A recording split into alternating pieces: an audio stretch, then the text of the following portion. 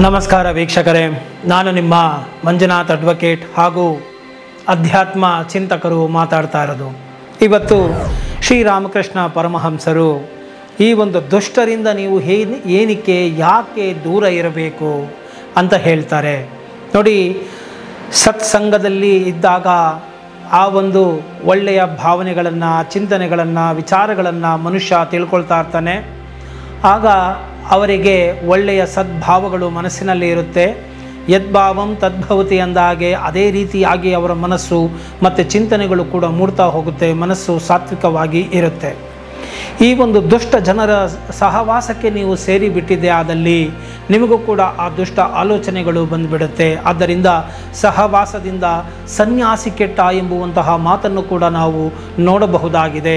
ಅದೇ ರೀತಿಯಲ್ಲಿ ಪರಮಹಂಸರು ಎಚ್ಚರಿಕೆಯನ್ನು ಕೊಡ್ತಾರೆ. ಏನಪ್ಪ ಅದು ಅಂತ ಹೇಳಿದರೆ, ಶಾಸ್ತ್ರದಲ್ಲಿ ಹೇಳಿದೆ, ಆಪೋ ನಾರಾಯಣ ಅಂದರೆ ನೀರು ಭಗವಂತನ ಸ್ವರೂಪವಿದ್ದ ಹಾಗೆ ಅಂತ ಹೇಳಿಬಿಟ್ಟು, ನೀರಲ್ಲಿ ಭಗವಂತನಿದ್ದಾನೆ ಅಂತ ಹೇಳಿದರೆ ಅಥವಾ ನೀರಿನ ರೂಪದಲ್ಲಿ ಪರಮಾತ್ಮನಿದ್ದಾನೆ ಅಂತ ಹೇಳಿ ನಾವು ಎಲ್ಲ ನೀರನ್ನು ನಾವು ಕುಡಿಯಲಿಕ್ಕೆ ಸಾಧ್ಯವಾಗುವುದಿಲ್ಲ.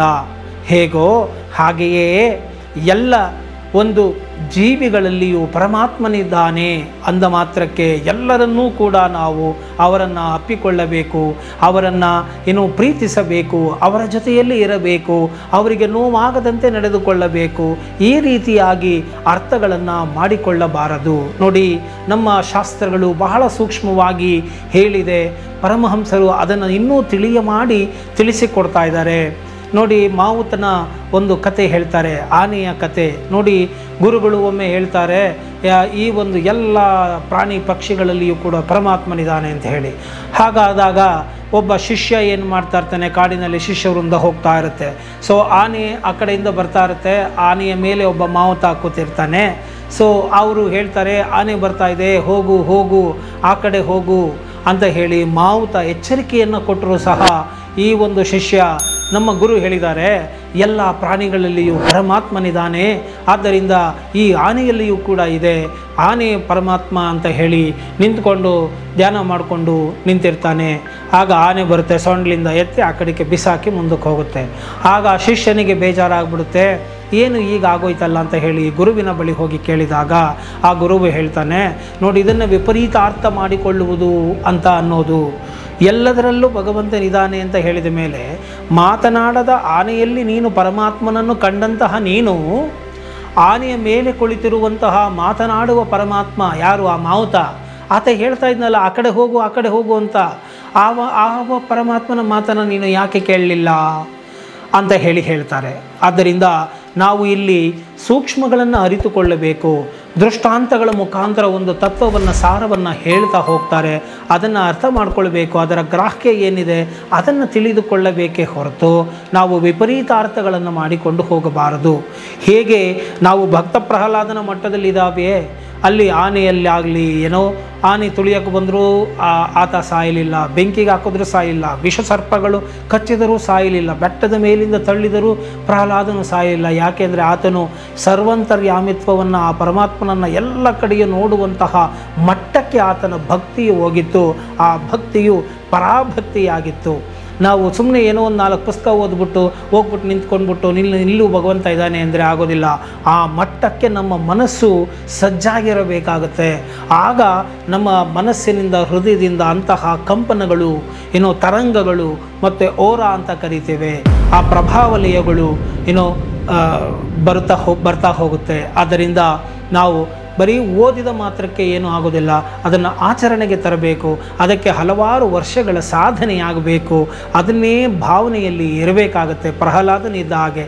ಆದ್ದರಿಂದ ಇಲ್ಲಿ ಪರಮಹಂಸರು ಎಚ್ಚರಿಕೆಯನ್ನು ಕೊಡ್ತಾರೆ, ಎಲ್ಲ ಜೀವಿಗಳಲ್ಲಿಯೂ ಕೂಡ ಪರಮಾತ್ಮನಿದ್ದಾನೆ. ಅಂದರೆ ದುಷ್ಟರಿದ್ದಾಗ ಆತನನ್ನು ದುಷ್ಟ ನಾರಾಯಣ ಅಂತ ಹೇಳಿ ದೂರ ಇಟ್ಟುಬಿಡು. ಒಳ್ಳೆಯ ಸಾತ್ವಿಕರಿದ್ರೆಗೆ ಸಾತ್ವಿಕ ನಾರಾಯಣ ಅಂತ ಸಾತ್ವಿಕ ನಾರಾಯಣರ ಜೊತೆ ಇರು ಎಂಬುವಂತಹ ಒಂದು ವ್ಯಾವಹಾರಿಕ ಜ್ಞಾನವನ್ನು ಕೂಡ ನಮಗೆ ಇಲ್ಲಿ ಹೇಳಿಕೊಡ್ತಾರೆ. ಹೇಗೆ ಆಪೋ ನಾರಾಯಣ ಅಂದರೆ ಹೇಳಿದರೆ ನೀರು ಭಗವಂತನ ರೂಪ ಅಂತ ಹೇಳಿದೆ ಅಂತ ಹೇಳಿಬಿಟ್ಟು ನಾವು ಕೇವಲ ಕೆಲವು ಶುದ್ಧವಾದಂತಹ ನೀರನ್ನು ನಾವೇನು ಮಾಡ್ತೀವಿ, ಪೂಜೆಗೆ ಏನೋ ಅರ್ಘ್ಯ ಬಿಡೋದಕ್ಕೆ ಅದನ್ನು ಉಪಯೋಗಿಸ್ಕೊಳ್ತೇವೆ. ಮತ್ತು ಕೆಲವು ನೀರುಗಳನ್ನು ಕೇವಲ ಮುಖ ತೊಳೆಯಲು ಉಪಯೋಗಿಸ್ಕೊಳ್ತೇವೆ, ಕೆಲವನ್ನು ಮುಸುರೆ ತಿಕ್ಕಲಿಕ್ಕೆ ಉಪಯೋಗಿಸಿಕೊಳ್ತೇವೆ. ಹಾಗೆ ನಾವು ಕೆಲವು ಸಾತ್ವಿಕರು, ದುಷ್ಟರು, ಸಜ್ಜನರು ಈ ಎಲ್ಲರೂ ಇರ್ತಾರೆ. ಯಾರ್ಯಾರನ್ನು ಹೇಗೆ ಎಷ್ಟು ಬಳಕೆ ಮಾಡ್ಕೊಳ್ಬೇಕೋ ಅಷ್ಟಕ್ಕೆ ಮಾತ್ರ ಅವರನ್ನು ಇಟ್ಕೊಳ್ಬೇಕು.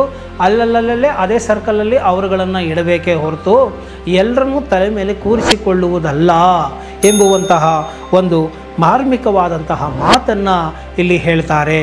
ನೋಡಿ, ಭಾವನೆಯಲ್ಲಿ ಅದ್ವೈತವನ್ನು ಕಾಣಬೇಕೇ ಹೊರತು ಕ್ರಿಯೆಯಲ್ಲಿ ಅದ್ವೈತವಲ್ಲ. ಕ್ರಿಯೆ ಮಾಡುವಾಗ, ಕರ್ಮ ಮಾಡುವಾಗ, ಕೆಲಸ ಮಾಡುವಾಗ ಅಲ್ಲಿ ದ್ವೈತವೇ ಇರಬೇಕಾಗುತ್ತದೆ. ಭಾವನೆಯಲ್ಲಿ ಮಾತ್ರ ಅದ್ವೈತವಿರಬೇಕೇ ಹೊರತು ಕ್ರಿಯೆಯಲ್ಲಿ, ಕಾರ್ಯದಲ್ಲಿ ನೀವು ಅದ್ವೈತವನ್ನು ತರಲಿಕ್ಕೆ ಹೋಗಬಾರದು. ಅಂದರೆ ಆ ದೃಷ್ಟಿಕೋನವನ್ನು ನೀವು ಬೆಳೆಸಿಕೊಳ್ಳಬೇಕು. ಅದನ್ನು ಬಿಟ್ಟು ನಾನು ಎಲ್ಲರಲ್ಲೂ ಅದ್ವೈತ ಕಾಣ್ತಾ ಇದ್ದೀನಿ ಅಂತ ಎಲ್ಲ ಹೆಂಡತಿಯರು ನನ್ನ ಹೆಂಡತಿ ಅಂದ್ಕೊಳ್ಳೋಕ್ಕಾಗಲ್ಲ, ಎಲ್ಲ ತಾಯಿಯಂದರು ನನ್ನ ತಾಯಿ ಅಂತ ಅಂದ್ಕೊಳ್ಳೋಕ್ಕಾಗಲ್ಲ. ಅನ್ಕೋಬಹುದು, ಆದರೆ ಆ ರೀತಿಯಾಗಿ ಕಾರ್ಯಗತ ಮಾಡೋಕ್ಕಾಗೋದಿಲ್ಲ. ಅದನ್ನೇ ಹೇಳ್ತಾ ಇರೋದು. ಎಲ್ಲರ ಜೋಬಲ್ಲಿರೋ ದುಡ್ಡು ನನ್ನ ದುಡ್ಡು ಅಂತೇಳಿ ತಾವು ತಗೊಳ್ಳೋದಕ್ಕಾಗೋದಿಲ್ಲ ಅಲ್ವಾ? ಹಾಗೆ ಎಲ್ಲರ ಕಾರು ನನ್ನ ಕಾರು ಅಂತೇಳಿ ಕಾರು ಓಡಿಸ್ಕೊಂಡು ಹೋಗೋಕ್ಕಾಗಲ್ಲ. ಹಾಗೆಯೇ ನಾನು ಹೇಳ್ತಾ ಇರ್ತಕ್ಕಂಥದ್ದು, ಭಾವನೆಯಲ್ಲಿ ಅದ್ವೈತ, ಭಾವಾದ್ವೈತಂ ಸದಾ ಕುರ್ಯಾತ್ ಕ್ರಿಯಾದ್ವೈತಂ ನ ಕರ್ತಚಿತ್ ಅಂತ ಹೇಳಿ ದೊಡ್ಡವರು ಹೇಳ್ತಾರೆ. ಭಾವನೆಯಲ್ಲಿ ಅದ್ವೈತವಿದೆಯೇ ಹೊರತು ಕ್ರಿಯೆಯಲ್ಲಿ ಅಲ್ಲ ಎಂಬುವಂತಹ ಮಾರ್ಮಿಕವಾದಂತಹ ಮಾತನ್ನು ನಮಗೆ ರಾಮಕೃಷ್ಣ ಪರಮಹಂಸರು ನಮಗೆ ಹೇಳಿಕೊಡ್ತಾರೆ. ಆದ್ದರಿಂದ ನಾವು ಈ ಒಂದು ದುಷ್ಟರ ಸಹವಾಸವನ್ನು ಮಾಡಬಾರದು. ಅವರನ್ನು ಮಾಡಿದರೂ ಕೂಡ ಎಷ್ಟು ಬೇಕೋ ಅಷ್ಟರಲ್ಲಿ ಅವರನ್ನು ಇಡಬೇಕೇ ಹೊರತು ನಾವು ಎಲ್ಲರನ್ನೂ ನಮ್ಮ ಸರ್ಕಲ್ಗಳಿಗೆ ಬಿಟ್ಟುಕೊಳ್ಳಬಾರದು ಎಂಬುವಂತಹ ಮಾರ್ಮಿಕವಾದಂತಹ ಮಾತನ್ನು ಇಲ್ಲಿ ಹೇಳ್ತಾರೆ. ಈ ಒಂದು ವಿಷಯ ನಿಮಗೆ ಇಷ್ಟ ಆಗಿದ್ದೆ ಆದಲ್ಲಿ ಮರೆಯದ ಹಾಗೆ ಲೈಕ್ ಕೊಡಿ ಹಾಗೂ ಇತರರಿಗೂ ಕೂಡ ಶೇರ್ ಮಾಡಿ. ಜೈ ಹಿಂದ್, ಜೈ ಕರ್ನಾಟಕ ಮಾತೆ.